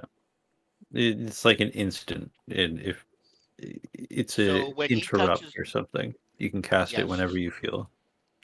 So if Nom Nom goes ahead and touches you with it now, and 2 hours from now, you get knocked down to 0 hit points. At that point in time, you can pick up your D8, roll it, and just get that many back then, and you're good. Yes. Nice. I see. And I can do this for 3 people. Yes, the wielder always possesses its own charge. So I can do it for 3 people and myself? Correct. You don't have a choice with yourself. It does it for you. Right. Oh, cool. And how does he designate those people? Nom Nom assigns. As a action, free action, bonus action. In combat, it must be used as an action. Only 1 individual target per action. Out of combat, slap someone in the face. Yeah. You don't actually have to slap someone in the face. You can if you want to. It's just more fun that way. Yes. That's a cool item. Nice. It's a very weird item, but yes. Now, it's a staff or a scepter, you said. So does that act as like kind of a mace, or is that not something you want to smack somebody with? It can act as a mace if you're like in desperate need for a weapon. But this item can potentially break since it's made out of precious metals, which aren't generally strong. Mm-hmm. Well, you never know with magic. That's true. But that's good to know. But because it is a weird magical item, if you do break it, it's possible that you can fix it and the magic still stays in the property. Wow, that's a weird way of saying that. You're trying to say that mending might just repair it. Yes. Because it's organic, not actually constructed. That way it grows back like a cut in your finger. Kobos' description is more accurate than mine. Nonetheless, short rest is over. The time for rest has ended. Oh, so did anybody want the dagger that returns to hand? Nah, it's all yours. You know, I'm pretty sure fast you're gonna enough. get the I don't best need to use out throw of it. shit. And And you don't have to worry about picking it up later. It comes back to your hand. I lost a lot of spoons and fork in that last battle. Because I really of the did. acid. I really, really did. But what about anybody else on our you guys? Nope. If I'm lucky, I will never have to get into combat or Yeah. use a Nobody's weapon. range. Okay, and what does the Here's dagger do? The dagger itself, basically it does 1d8 point damage, 1d8. plus modifier. Chakram. Chakram. Chakram. Yeah. It's So I just gotta It's change like my regular Xena's dagger from round disc. 1d4 to 1d8, right? And then Yes. set. Okay, cool. Dagger, and it's gold, right? Yeah, Dagger. it's gold plated at the very least. I'm just asking for description purposes, so I know when I click on it later. Oh yeah. So when you say it looks like a coin, does that mean it like super expands or something so she can grip it and whip it? Yeah. Nice. So it goes from like the size of a quarter to the size of a small dinner plate with a hole in the middle, and you can just grab it and throw it. Yes. Ping, ping, ping, right back at you. 1d8. Did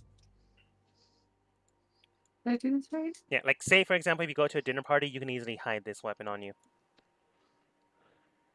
Gold dagger. I'm just gonna click it for purpose sakes. Did I do that right? Let me see the damage. 1d8 plus dex. Yep. Yeah, you just rolled well. Yeah. Cool. That's my new dagger. Thank you. Hang on. Let's see. Yep. 15 plus your dexterity plus your proficiency. Nailed it. Nice. All right. So you know where you don't know where exactly, but you do know that the Pudding Oh, and is King. that the range on it? 20, 60 feet. Sorry. Yes, like I said Oh. before, it's a better dagger. I didn't even ask about that. Is that the range on it?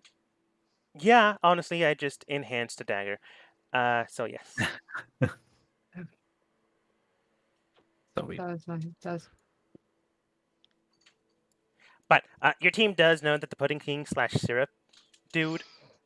What did they call him again? I'm gonna go with Syrup Dude because it sounds like I something think- would say. Either, yeah, I want to say maple syrup because I'm Canadian, but it's probably Syrup Boy or something. Yeah. They didn't want to call him Bill Cosby. Then it'd be sleeping medicine. Ooh, bad joke. You do know they're nearby. Where do you guys advance off to? Is there anywhere that looks I don't know, what do my instincts tell me? Is there anywhere that looks more well traveled or You do know that the like- main force of the slimes were heading towards the northern direction. You also know that the white slime came from that direction as well. It's also very shiny up that way. Yeah, Yeah. Sounds good to me. I think one of you would Love have the it. vision, so I just gave it to you. Love it. So, the team and Eldith decide to go head northward. As a precaution, more than likely, people that can attack from a long range attack decide to do the tactical way of fighting. Long range attacks after moving forward to the north, presented by first Toulouse, then Boom, then Slash, begin to attack these slimes along the way. It doesn't take that long until you realize that this is an effective tactics strategy. Thanks. Also, fire would do a lot, but maybe save up since you do know that strong enemies in front of you. Well, not in front of I you. have Firebolt. I can cast that at will. Yeah. Fire. Attack. Eventually, the enemies are burnt asunder and away. Because honestly, the slimes only have like 5 to 15 health. So it's easily enough done. I'm not going to And put you through that again. yeah, thanks. And everybody should be at full health because of the short rest, right? Well, No, at not least full. close. I don't have enough hit points. But I'm much better now. Yeah, because again, I only got enough healing now to like pull people up from the brink of death. I'm gonna save all that. Just a little. Well, I got a little bit more than that. A little.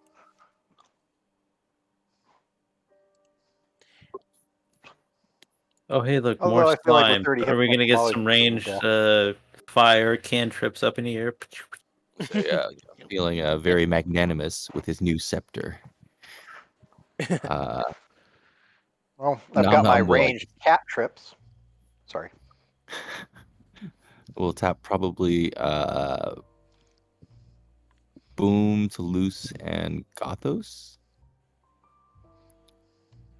In All right. case, stuff hits the fan.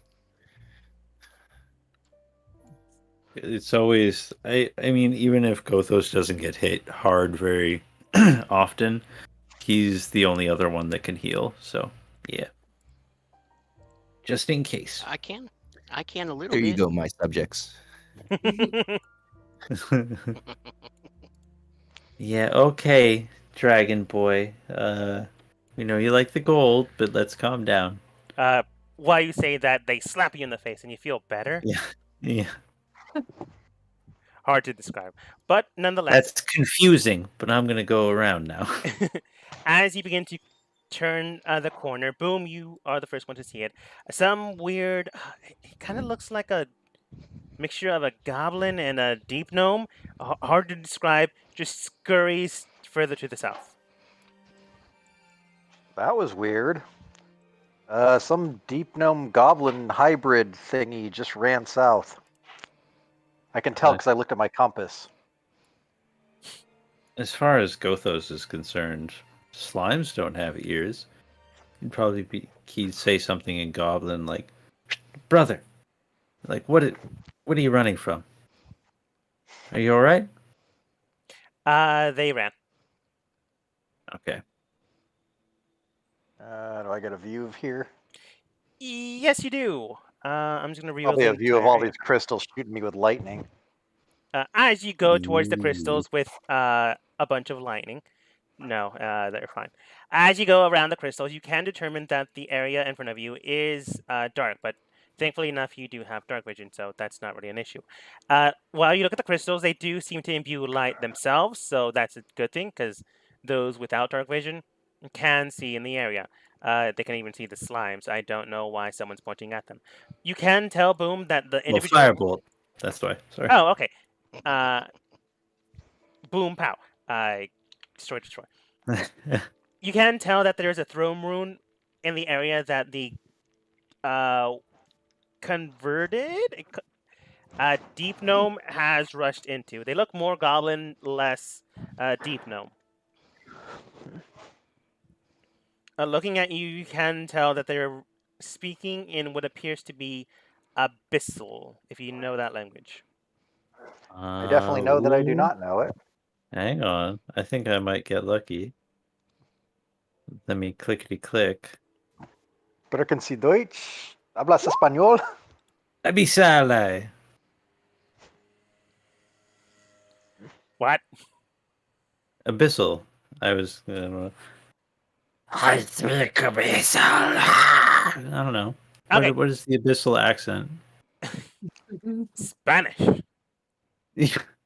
No. It's spicy. As you begin to speak in Abyssal, you can determine, Gothos, that they are speaking some strange incantation, or...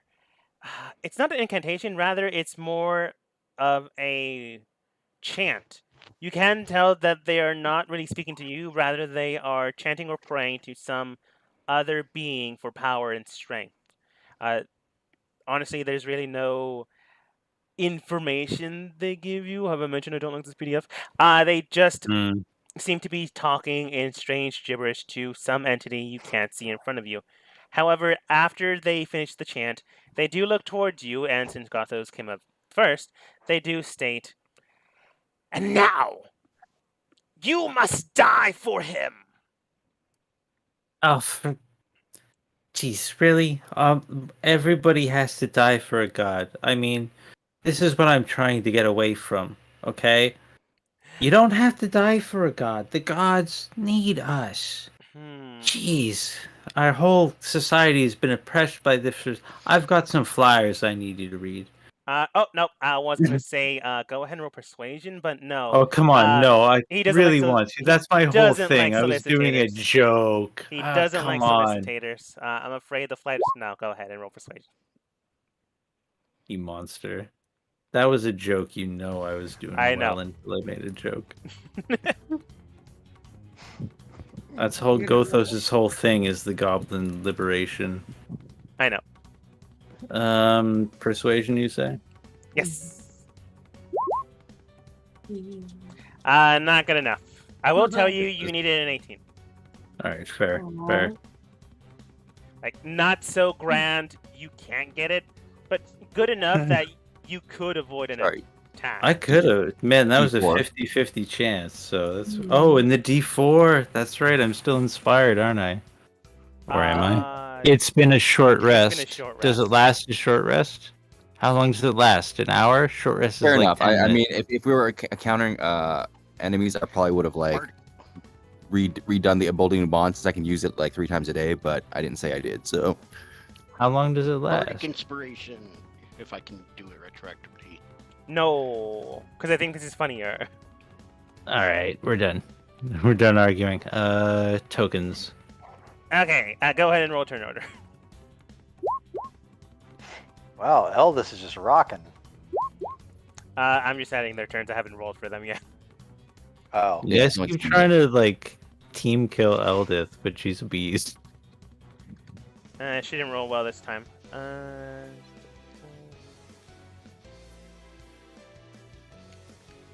Neither did Slash an antidote.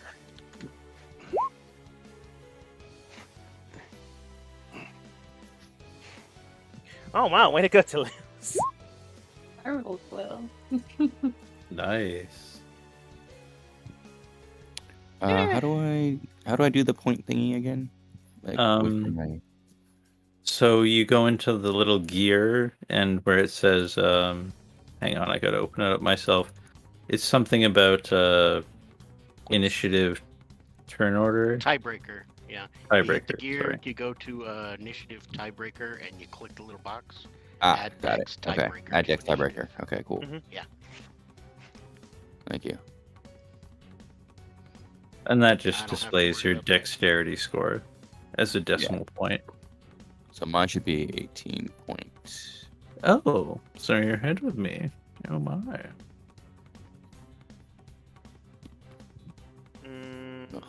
Yes. Yours is 18 point what now? 3. Yeah, you go before him then.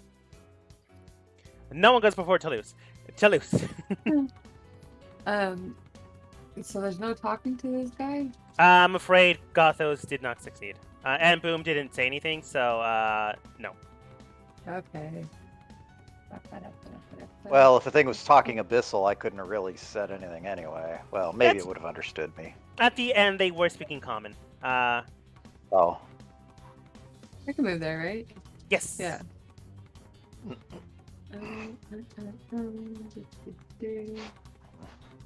Can I throw one of my daggers at them? Pass my friends without hitting them? Yes. Yeah. You're easily skilled enough to do that. Okay.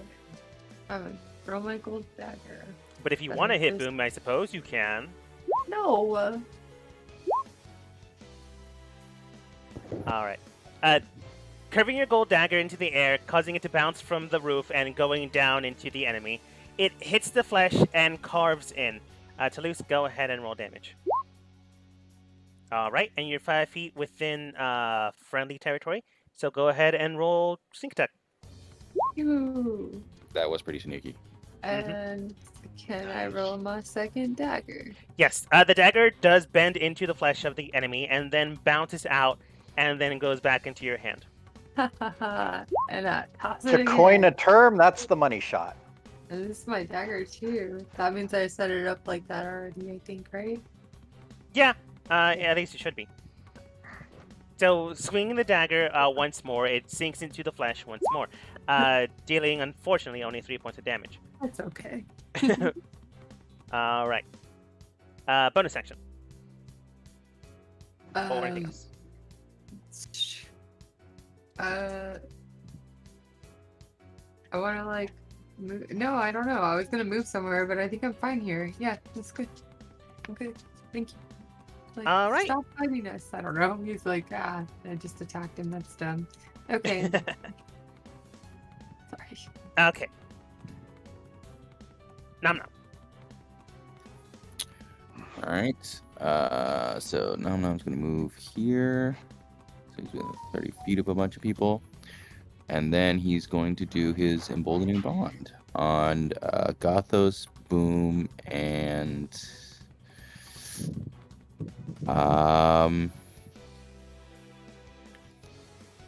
Toulouse, I guess. I don't know who gets into combat more often, Kobo or Toulouse, but let's do Toulouse. I'm a rogue, so I get up there sometimes with my sword.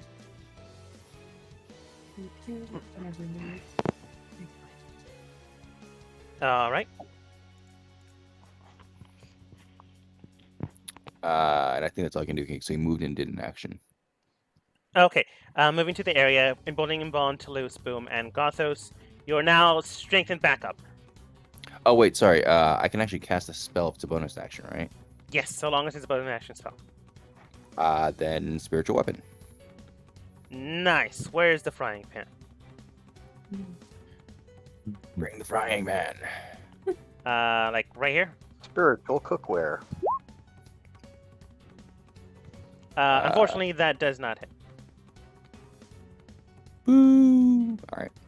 So swinging the frying pan straight towards the area, it manages to sink like right at their hand, but whatever happened to them, their skin is a little stronger than that. So it hits, but not with a resounding clang.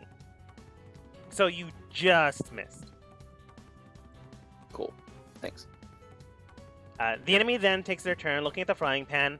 They try to go and try to grab it, but it just goes through the entire thing. They curse in Abyssal, just cursing, and then look towards Gothos and the rest. More people to murder, more people to kill. When will this onslaught ever end? As if they're not just about to try to kill you. It could end now, brother. I don't know how much you're gonna let me talk. But... I've never used this spell before. I'm gonna have to look it up.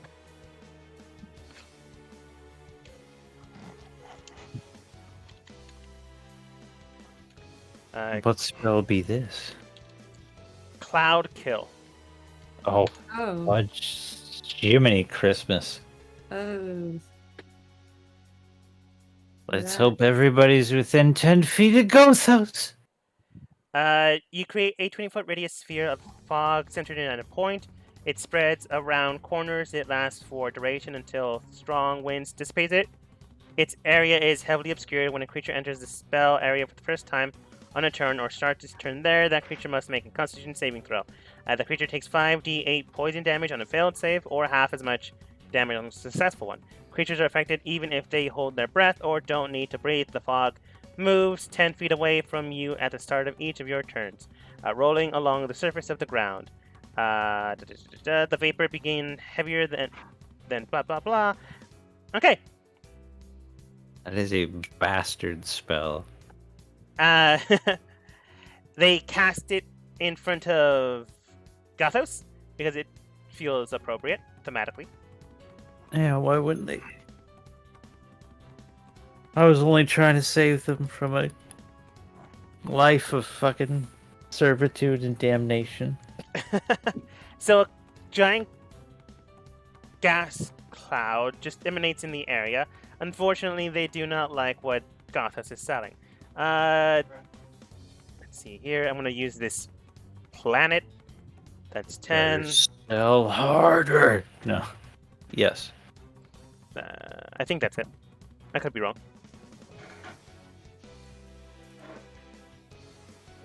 Nope, not big enough.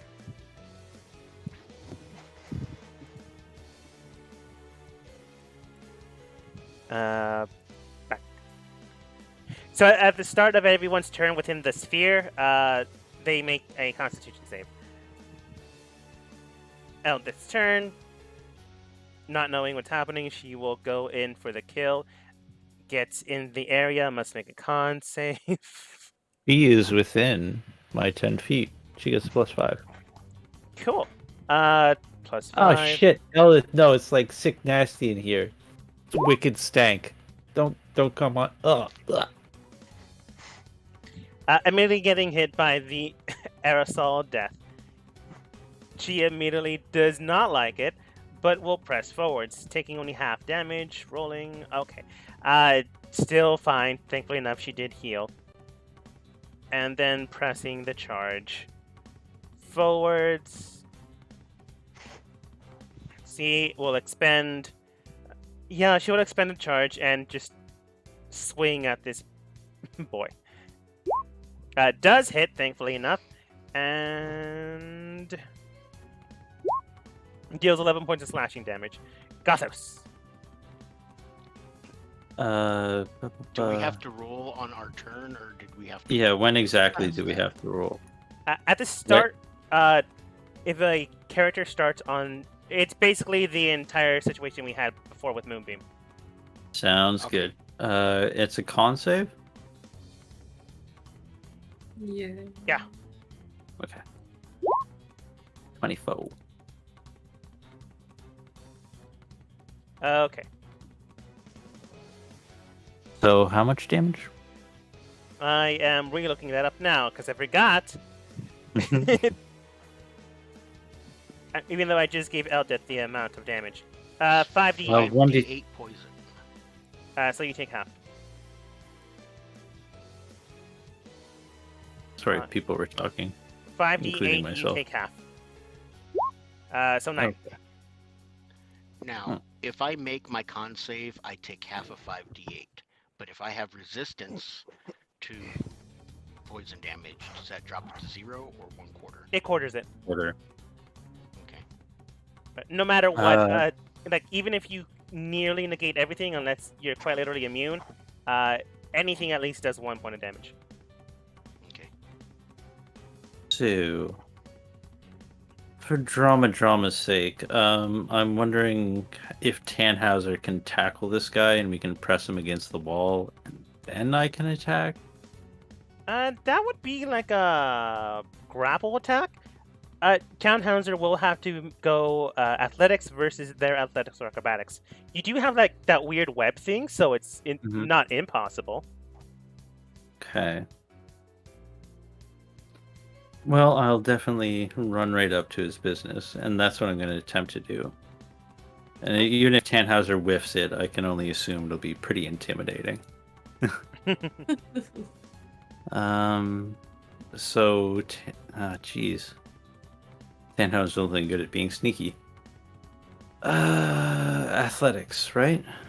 No, sticky leg. I'm gonna try the sticky leg thing. Yeah. Sticky leg. And that. Yeah. All right. It'll use. Let me look at their modifiers. Neither are great, but his dex is better.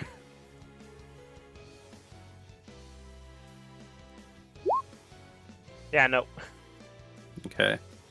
So like a romance novel, your mound goes in for the attack, or at least the whole arms on the wall, pressing face to face, maybe for a kiss or death. Yeah. I think technically we could go like 10 feet and then like leap the rest of the way Yeah. to like smash against the wall.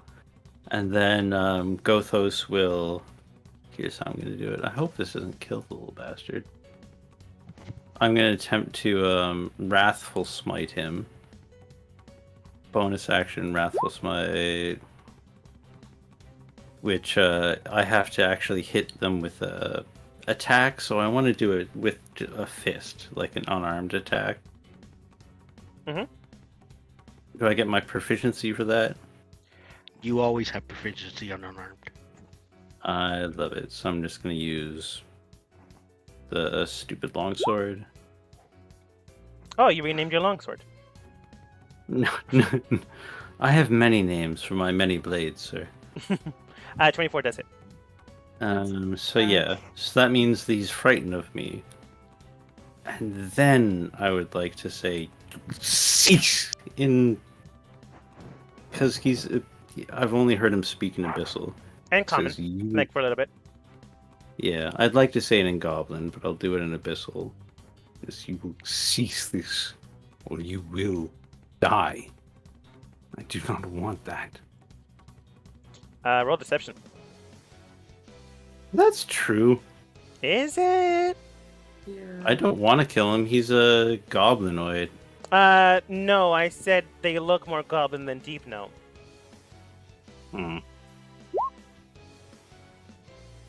Do I still have my inspiration-y thing, 1d4? I think so, yeah.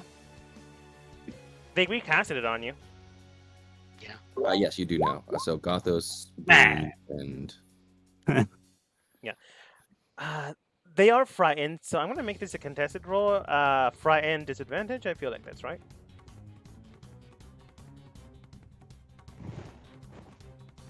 Also, I guess technically they take an additional 1 damage from being punched.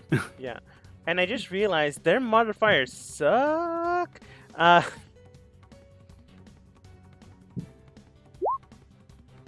Yes. You can tell that they're frightened and they might be willing to listen to you. Well, you at the very least. They might still attack your friends. Well, they're pinned up against a wall by a giant spider with their throat being clutched by a very angry goblin. Who they're frightened of with a dragon maw over them. True. I Boom look at the to start paint of picture. Boom at the start of your turn. Go ahead and roll con save. Yay. Where is that? There we go. Unfortunately, Wow, that fails. You... I could have done worse. That's true. Not much worse. It's only What a- 5d8. It's only 20. I'm detecting a theme here. Alright. Just hit point damage? Just hit point damage. Alrighty. What language did Gothos speak to that thing in? Abyssal. You have heard it speak Abyssal and then just Common. Alright, well, since I Come on, didn't what's- understand the negotiation, unless you have a last minute thing to say, I'm gonna shank this thing. Wait. Gothos is all like, yeah, he's all kind of angry and like more intense than usual, I guess Gothos would be, because he's dealing with what he thinks is a goblinoid, maybe. Alright, well, I'm gonna hold my action. If this thing so much as twitches, I'm gonna go ahead and...